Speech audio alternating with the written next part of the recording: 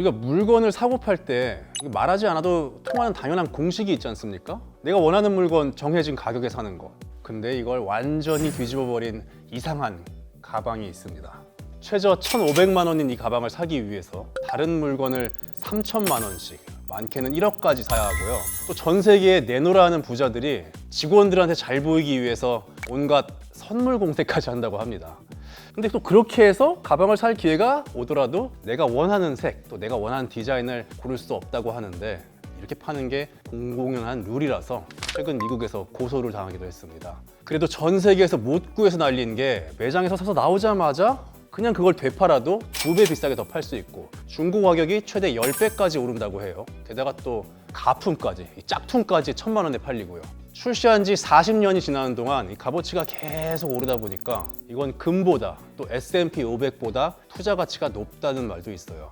그래서 그런지 요즘에는 남자분들도 많이 산다고 하더라고요. 또 소더비에서는 아예 어떻게 하면 잘 관리해서 비싼 값에 팔 수 있는지 방법을 이렇게 정리해 놓기도 했고요. 가장 비싼 가방은 5억이 넘는다는 이 가방. 사실 처음에는 실용적인 목적으로 짐을 많이 넣고 또 편하게 들고 다니기 위해 탄생했다고 합니다. 또 디자인 초안이 비행기에 배치된 구토봉투에 그려졌다고 하는데요. 이걸 그린 사람은 프랑스에서 활동하던 여배우로 부와 사치의 대명사가 된 이 가방과 달리 히피 스타일의 소탈한 분이었다고 하죠. 이 얘기는 뒤에 이따 자세히 해보도록 하고요. 명품백이 비교적 흔해진 지금도 주위에서 쉽게 볼 수 없는, 그래서 들고 다니기만 해도 화제가 되는 이 가방은 바로 에르메스의 버킨백인데요. 이름값을 빼도 과연 이게 수천만 원의 값어치가 있을까?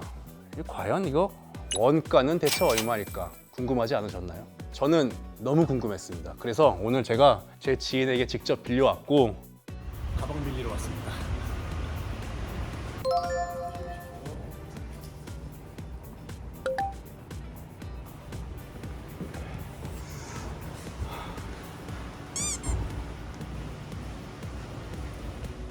이 브랜드 한다고 해서 우리 스타일리스트가 요 팔찌까지 해줬는데, 에르메스 팔찌를 차고 오늘 버킨백 제대로 분석해 보겠습니다.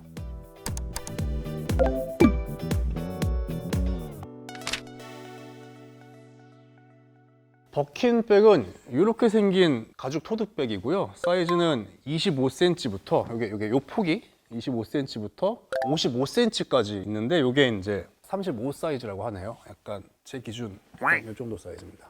또 인기가 많은 건 들고 다니기 좋은 25, 30 사이즈라고 하고요. 다양한 색과 가죽으로 출시가 됐는데 각기 다른 종류의 소가죽, 악어가죽, 타조가죽으로 만들어집니다. 그중에서 관리하기 편한 토고가죽이 인기라고 합니다.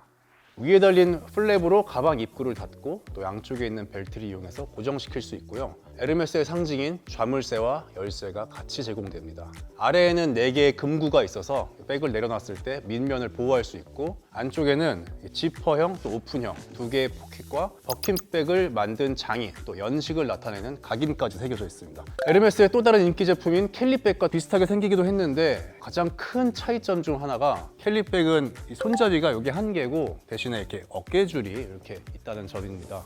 캘리백은 조금 포멀한 정장 스타일의, 버킨백은 그보다 캐주얼한 좀 편한 스타일에 더 잘 어울린다고 하네요. 가장 궁금한 가격은 토고 가죽 그리고 25 사이즈를 기준으로 11,400달러, 1,500만 원 정도라고 하고요.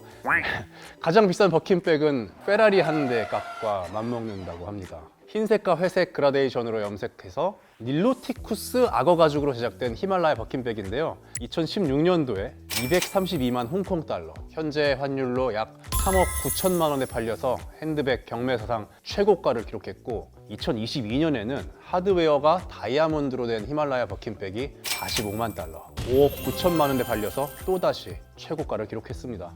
이 미국의 대표 셀럽이죠. 킴 카다시안이 이 히말라야 버킨백 오너 중 한 명인데, 카다시안 패밀리의 버킨백 사랑은 유명합니다. 그 외에도 뭐 빅토리아 베컴, 케이트 모스, 칸예 웨스트 여러 셀럽들이 버킨백을 소유하고 있는데, 얼마 전에는 그 래퍼 카디비가 버킨백을 구하지 못해서 가난해진 기분이라고 눈물의 라이브 방송을 해서 화제가 되기도 했습니다. I really need this Hermes bag because like you guys don't understand, like I feel so poor. Like 또 국내에도 버킨백을 소유한 분들이 꽤 많은데 특히 재벌분들이 많이 든다고 합니다.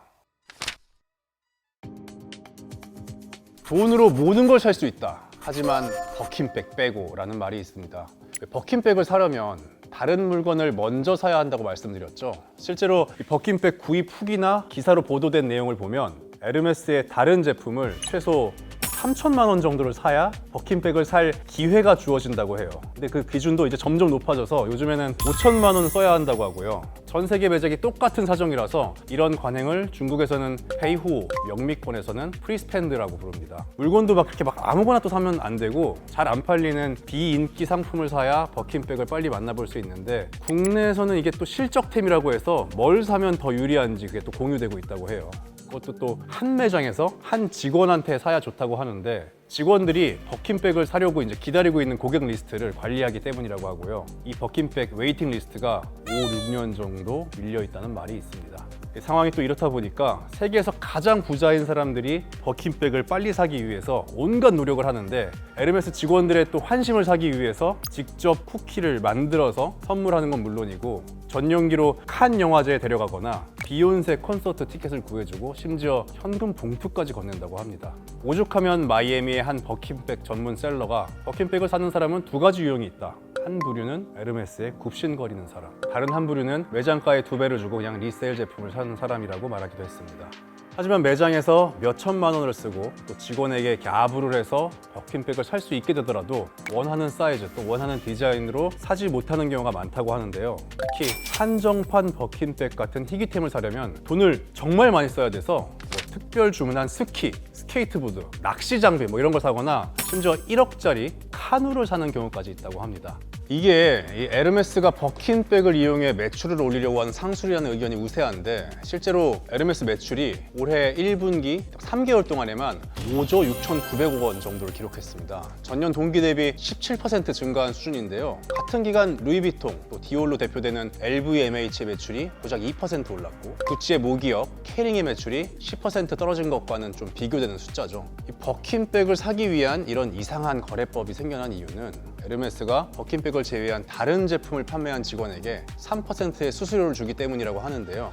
미국 캘리포니아에서는 이런 판매 방식이 좀 부당하다면서 이 2명의 고객이 에르메스를 상대로 소송을 걸었는데요. 버킨백에 대한 니즈를 이용해 다른 제품을 구매하도록 하는 연계 판매가 반독점법을 위반하는 거라고 주장을 했습니다.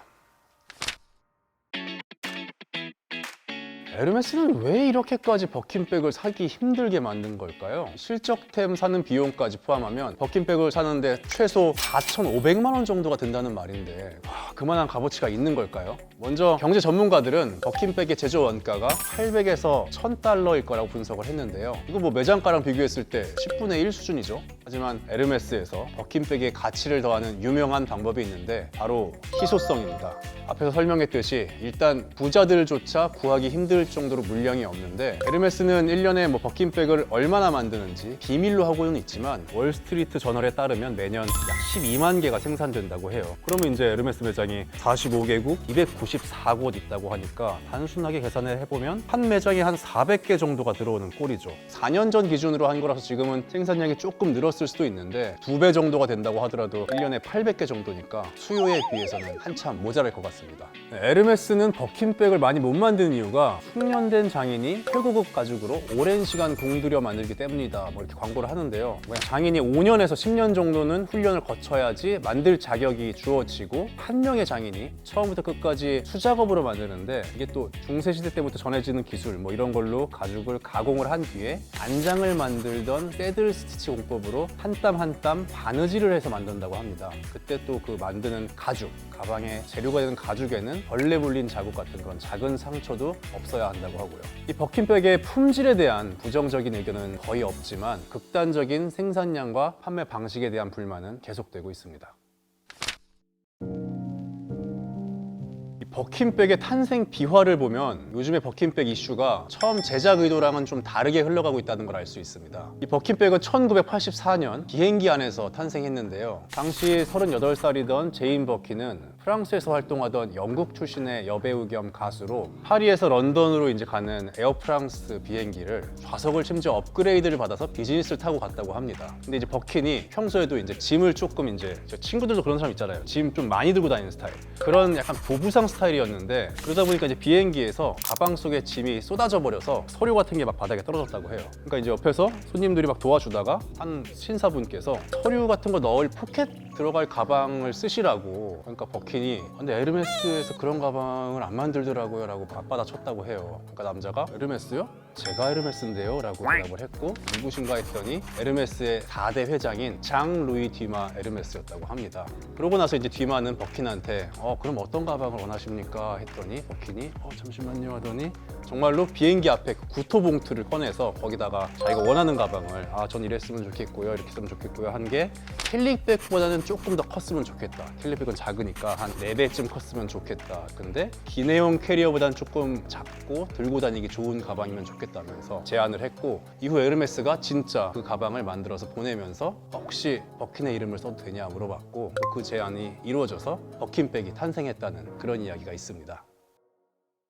제인 버킨은 지난해 별세를 했는데요. 젊었을 때부터 마지막까지 자유로운 스타일을 추구했고 히피스러운 면도 있었는데 이 버킨백에도 사회적 메시지가 담긴 스티커를 붙여놓거나 또 여러 가지 장식을 달아서 옆구리에 끼고 다녔습니다. 보통 이 셀럽들이 드레스룸의 버킨 컬렉션을 이렇게 공개하면 엄청난 화제가 되잖아요. 근데 정작 제인 버킨 본인은 생전에 버킨백을 본인의 이름이 들어간 가방인데도 불구하고 5개만 가지고 있었다고 하고요. 심지어 에르메스가 이제 악어 도살 문제가 논란이 됐을 때는 그 문제 해결하기 전까지는 버킨백에 내 이름 쓰지 말아달라 이렇게 성명서를 발표한 적도 있습니다. 이 제인 버킨이 에르메스의 이름을 사용하는 로열티로 매년 약 3만 달러, 5천만 원 정도를 받았는데 그 돈은 다양한 자선단체에 꾸준히 기부했다고 해요. 그리고 갖고 있던 버킨백 하나를 16만 3천 달러에 판 적이 있는데 그 금액도 일본 적십자사에 기부를 했다고 밝혔습니다.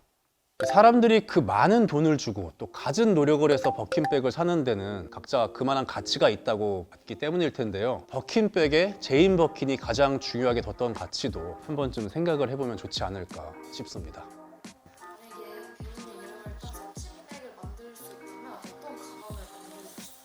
일단 토봉투를 주시면 제가 좀 그려보겠습니다.